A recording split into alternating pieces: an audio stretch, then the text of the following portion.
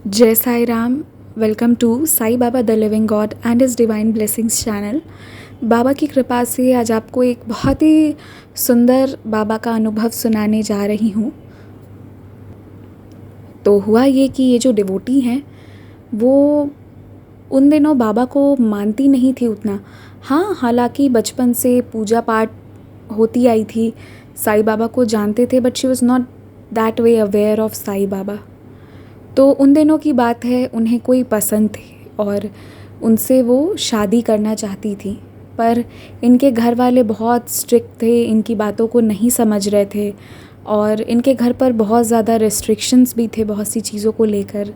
देखिए, ये एक्सपीरियंस बहुत बड़ा है, पर इसको मैं थोड़ा समराइज़ करके आप लोगों को बता रही हूँ ताकि आप बाबा के अनुभव को समझ पाए कि बाबा हर हाल में हमारा साथ देते हैं। ठीक है, तो क्या हुआ कि अब ये था कि इनके घर पर बहुत रिस्ट्रिक्शंस थी, कोई शादी के लिए तैयार नहीं होता और इतने सारी चीज़ों के बाद तो एक दिन इन्होंने डिसाइड किया कि मैं जिनसे ये प्यार करती हूँ उनके साथ मैं भाग जाऊँगी और शादी कर लूँगी।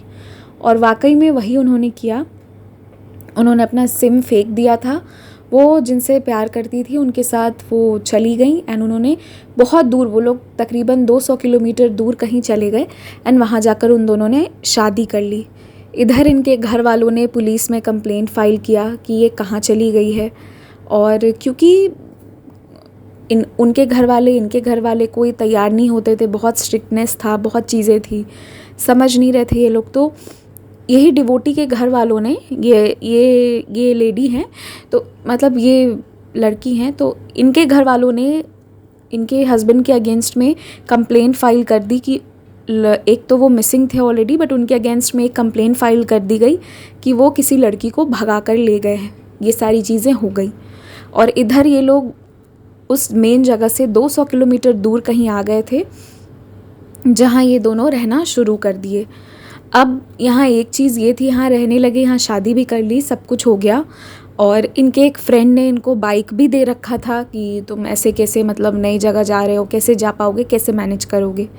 और ये लोग अपनी सारी आइडेंटिटी हटा दिए थे, इन्होंने तो सिम ही बंद कर दिया था, अपना फेंक कर आई थी। इनके जो हस्बैंड थे वो भी सब कुछ बंद कर चुके थे, बट कहीं ना कहीं उनका फेसबुक जो था वो ऑन था।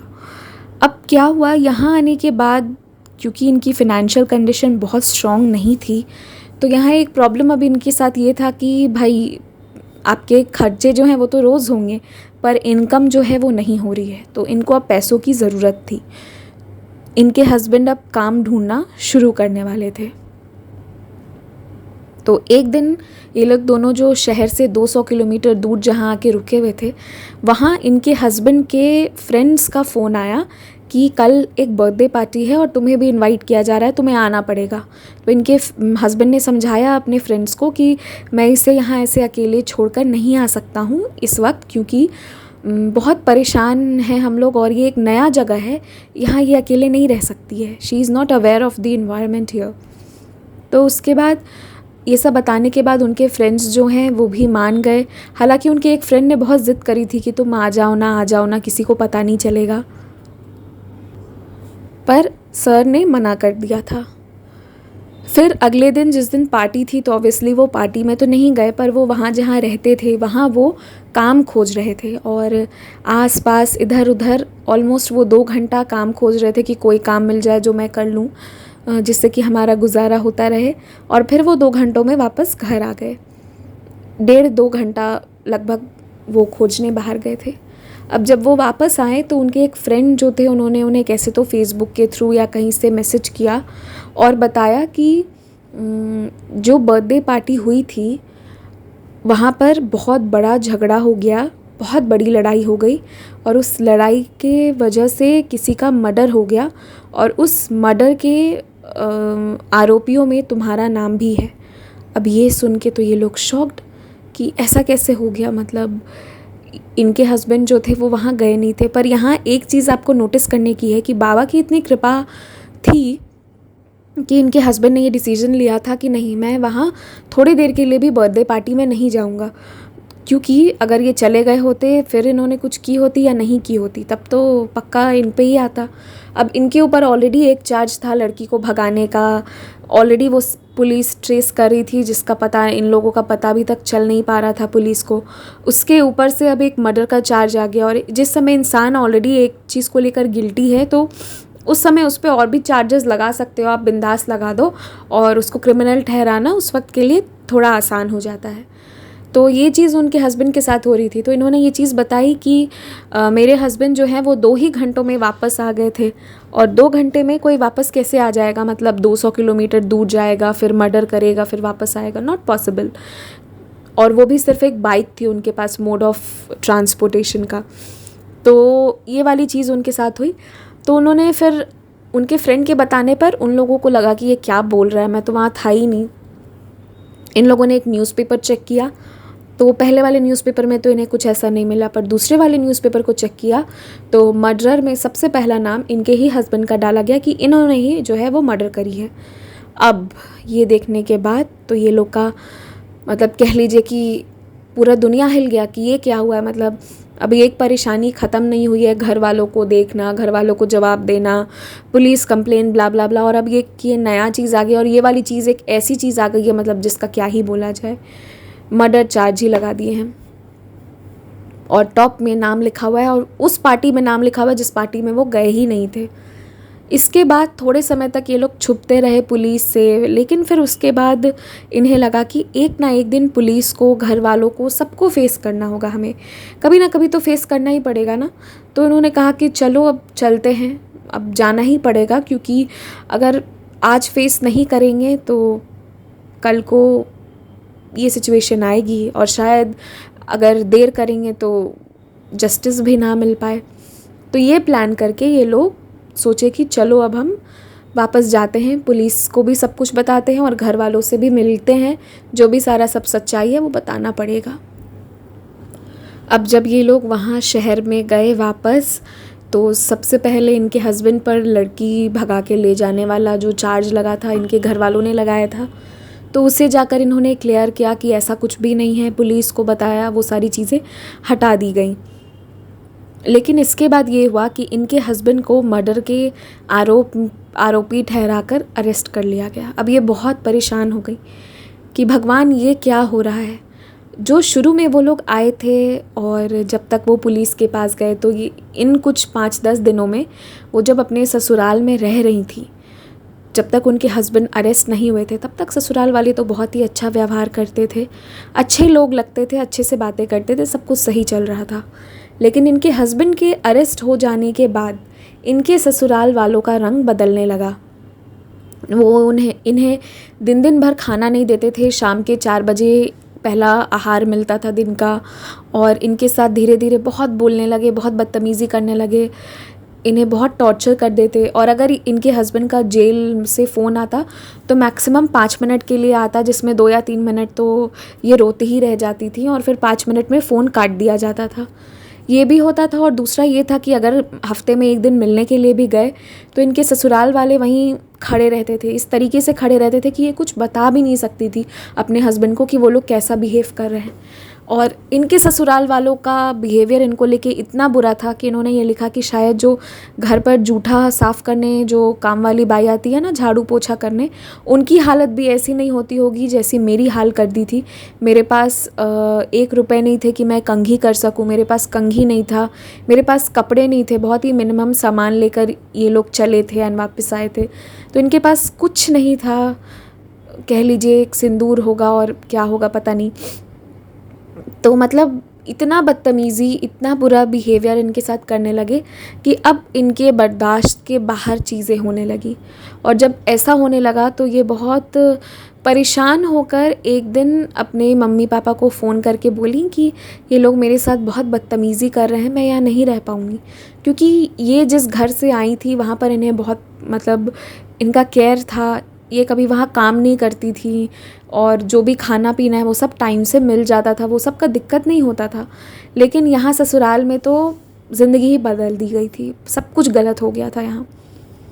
तो बहुत परेशान होने के बाद इन्होंने जब अपने पेरेंट्स को ये सब चीज़ें बताई तो इनके पेरेंट्स ने कहा कि एक शर्त पर तुम वापस आओगी, कि अगर यहाँ वापस आ गई इस घर के अंदर पर तो यहाँ से बाहर फिर जाने नहीं दूँगा तुम्हें, मतलब उस घर पर फिर नहीं जाओगी, उस लोगों से, उनसे तुम्हारा रिश्ता ख़त्म, you will have a fresh life. फिर बाद में वो जिससे शादी कराएंगे उससे करना होगा। मतलब 1 मिनट में इनका रिश्ता भी अभी ख़त्म होने वाला था सब कुछ। पर इनके ससुराल वालों का व्यवहार देख के इन्हें लगा कि शायद अब यही करना सही है, क्योंकि मैं यहाँ नहीं रह पाऊँगी और इस तरीके से घुट घुट के जीना मरने के समान है। जब से शादी हुई है पास 6-7 महीनों से एक के बाद एक टेंशन आ रहा है, और टेंशन से वो जूझ भी रही थी, पर अब खाना पीना ना देना और इतनी बदतमीज़ी पे उतर जाना जिसके बाद शायद जीना मुश्किल था। तो इन्होंने डिसाइड किया मैं अपने घर जा रही हूँ। जब ये घर जाने का डिसीजन ले चुकी थी, सारा सामान तैयार कर ली, सब कुछ कर ली, जब जाने लगी तो इनके हस्बैंड का फ़ोटो और उनका कुछ सामान इन्हें दिखा, जिसे देखकर इन्हें बहुत रोना आने लगा, बहुत रोने लगी हैं। और उन दिनों ये रोती थी तो साईं बाबा के वीडियोस भी बहुत सुना करती थी।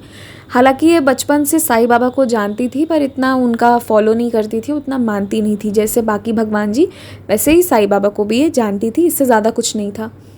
तो जब ये जाने लगी तो जाते जाते रुक गई, क्योंकि इन्हें एक उसी समय किसी ने कमेंट करके यूट्यूब पे बताया था कि तुम साईं बाबा का 9 गुरुवार व्रत करो, वो बहुत चमत्कारी होता है, उसमें बहुत आशीर्वाद होती है, जो मांगोगी वो मिल जाएगा।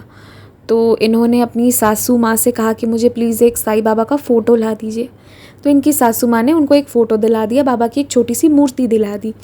और इनकी आंटी जो इन्हें 500 रुपये दी थी, उसमें से इन्होंने व्रत के सारे सामान, जो भी पीला कपड़ा, व्रत कथा बुक, प्रसाद चढ़ाने के लिए फ्रूट्स, जो भी थी, ये सारी चीज़ों को इन्होंने अरेंज कर लिया और बाबा का व्रत करना शुरू किया। इन्होंने बाबा से माफ़ी मांगी, कहा कि मुझसे भी बहुत सारी गलतियाँ हुई हैं, मुझे पता है, लेकिन प्लीज़ अब माफ़ कर दो, अब मैं ये दुख नहीं झेल पाऊँगी। तो इन्होंने बाबा जी का व्रत 9 गुरुवार करने का सोचा और करना शुरू भी कर दी। अभी 8वां गुरुवार ही हुआ था और इधर इन्होंने 2 ही 3 दिन श्री साईं सच्चरित्र जी पढ़ी थी। इनके हस्बैंड को बेल मिल गया और वो 3 महीने के अंदर ही अपने घर वापस आ गए। मर्डर केस में इतनी जल्दी बेल भी नहीं मिलता किसी को। तो ये बाबा की बहुत कृपा रही कि इनके हस्बैंड को वापस इनके पास भेज दिए और ये लोग अब साथ में हैं। उन्होंने कहा कि शादी के बाद वो जो 2-3 महीने मैंने टेंशन झेले हैं ना, अब वो बस लाइफ में कभी ना आए। तो यहाँ बाबा की ये लीला हुई कि एक तो सबसे बड़ा कृपा बाबा ने ये करवाया था कि वो बर्थडे पार्टी में नहीं गए थे। अगर चले गए होते तो इनका बच पाना मुश्किल था। दूसरा बाबा की ये कृपा थी कि अब इनका शादी टूटने की बात थी, क्योंकि ये वापस अगर अपने घर चली जाती तो उसके बाद जो है ये वापस नहीं आती। इनकी शादी जो है वो डिनाई, मतलब वो शादी रिजेक्ट, मतलब वो शादी हुई ही नहीं है ऐसी मानी जाती। और इन्हें पर्सनली पूरी ज़िंदगी उस चीज़ का दुख रहता, धक्का लग जाता। पर बाबा की कृपा से इनकी शादी भी बच गई, इनके हस्बैंड भी वापस आ गए। एंड ऑब्वियस बात है कि वो चल रहा है, चीज़ें वहाँ पे चल रही हैं, केसेस जो भी हैं, बट वो अपना धीरे धीरे टाइम से सॉल्व हो जाएगा। और सबसे बड़ी बात है कि इनके हस्बैंड वहाँ प्रेजेंट ही नहीं थे, ये लोग किसी और ही जगह पर थे। तो ये था इनका एक्सपीरियंस कि इनकी शादी टूट रही थी, बाबा जो हैं भेज दिए, शादी भी बचा ली और इनके हस्बैंड इनके साथ ही हैं अब। तो ये बाबा की बहुत कृपा है। और जो थोड़े बहुत टेंशन है वो इन्हें विश्वास भी है और होगा भी कि बाबा की कृपा से सच्चाई की जीत हमेशा होती है, तो वही होगी। बस ये अनुभव सुनाने के पीछे का मकसद ये था कि लाइफ में टेंशन कैसे भी आए। देखिए कभी कभी कुछ चीज़ें गड़बड़ होती हैं। इन लोगों ने गलत कदम कह लीजिए या सही कदम कह लीजिए, ये मुझे नहीं पता, क्योंकि अगर इनके फैमिली इनको बिल्कुल सुनने को समझने को तैयार ही नहीं थी, ये किसी और से शादी कर लेती, प्यार किसी और से कर रही थी, तो 3-3 ज़िंदगियाँ एक साथ, 3-4 ज़िंदगियाँ एक साथ बर्बाद होती। तो इन्होंने अपने फैमिली को समझाया, जब वो नहीं समझे तो इन्होंने एक स्टेप उठाया जो सोसाइटी के नज़र में गलत है, कि भाग के शादी करी। लेकिन अगर ये लोग भाग कर वहाँ नहीं गए होते और वहीं पर होते तो शायद उस मर्डर के केस में वो वहाँ मौजूद अगर होते, तो अगर वो नहीं भी किए थे, ऑब्वियसली नहीं किए थे, तो भी शायद उन्हें ही वहाँ पे आरोपी ठहरा दिया जाता और चीज़ें और कॉम्प्लिकेटेड हो जाती। पर यहाँ सबसे अच्छी चीज़ ये हो गई थी कि लोग शहर में थे ही नहीं, 200 किलोमीटर दूर थे और अपनी वाइफ के साथ थे। तो मतलब ऐसे बाबा ना, कहने का मतलब ये है कि कभी कभी कुछ चीज़ें हमें लगती है ना कि कितनी गड़बड़ हो रही है, पर और बड़ी गड़बड़ को बाबा रोक देते हैं, छोटे में बदल देते हैं। ये था बाबा का अनुभव। जय साई राम, स्टे ब्लेस्ड, बाबा पे बहुत विश्वास रखें, सब ठीक हो जाएगा।